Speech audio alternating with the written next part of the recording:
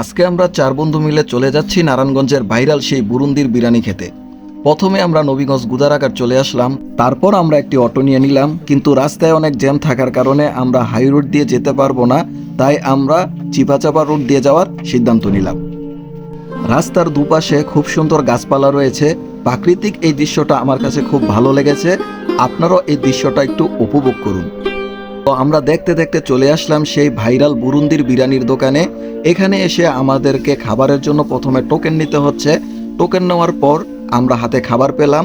এইখানের পরিবেশ দেখে মনে হতে পারে এখানে কোনো মেজবানির অনুষ্ঠান চলতেছে, কিন্তু না, এখানে এইভাবে ঘরোয়া পরিবেশে একসাথে সবাই খাবার খেয়ে থাকে। এইখানে অতিরিক্ত মানুষের ভিড় থাকায় আমরা টেবিলে জায়গা না পেয়ে আলাদা চেয়ার নিয়ে চেয়ারে বসে খাবার খেতে হচ্ছে। আজকে আমাদের এই খাবারের বিল দিবে আমার বন্ধু রায়হান। তার মুসলমানের ট্রিট উপলক্ষে আমাদের জন্য এই খাবারের আয়োজন করেছে।